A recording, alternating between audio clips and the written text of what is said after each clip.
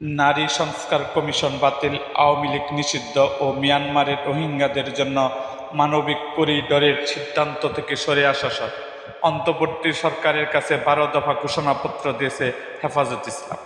আজ শনিবার ৩রা মে দুপুরে সোহরাওয়ার্দী উদ্যানের সমাবেশে ঘোষণাপত্রটি পাঠ করেন সংগঠনটির নায়েবে আমির মাওলানা মাহফুজুল হক।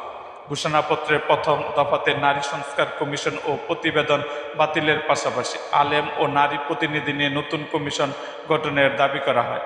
বাকি দফাগুলো হল সংবিধানে আল্লাহর উপর পূর্ণ বিশ্বাস স্থাপন ও বহুত্ববাদ বাদ দিতে হবে, শাপলা ও জুলাই গণহত্যার বিচারের ট্রাইব্যুনালের গতি আনতে হবে, নির্বাচনের আগে বিচার করতে হবে, আওয়ামী লীগের বিচার ও তৎপরতা নিষিদ্ধ করতে হবে, চট্টগ্রামে উগ্র হিন্দুত্ববাদের হাতে নিহত সাইফুলের হত্যাকারীদের বিচার করতে হবে, শেখ হাসিনার আমলে দায়ের করা সব রাজনৈতিক মামলা প্রত্যাহার ও যারা গুম খুন করেছে তাদের বিচার করতে হবে, গাজায় হামলা নিয়ে সরকারের অবস্থান ও ভূমিকা রাখতে হবে, প্রাইমারি থেকে সর্বোচ্চ পর্যন্ত ইসলাম শিক্ষা বাধ্যতামূলক করতে হবে, মানবিক করিডোরের সিদ্ধান্ত থেকে সরে আসতে হবে, পার্বত্য অঞ্চলের ভিনদেশীদের কার্যক্রম বন্ধ করতে হবে এবং কাদিয়ানীদের রাষ্ট্রীয়ভাবে অমুসলিম ঘোষণা করতে হবে।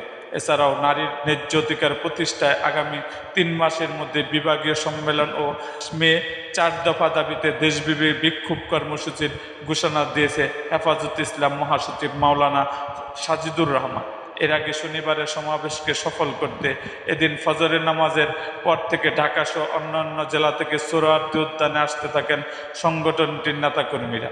সংগঠনটির নেতারা এ সময় সুশৃঙ্খলভাবে কর্মসূচিতে যোগদান করতে দেশবাসীর প্রতি আহ্বান জানান।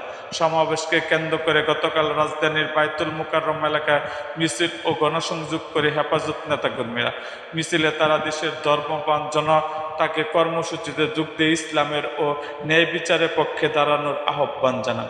এরকম আরও ভিডিও পেতে এবং রাজনৈতিক অঙ্গনের নানা ঘটনা ও ইতিহাস জানতে আমাদের মুক্তাগাছার ইতিহাস মিডিয়া ইউটিউব চ্যানেলটিকে সাবস্ক্রাইব করুন এবং পাশে থাকা বেল আইকনটি বাজিয়ে দিন।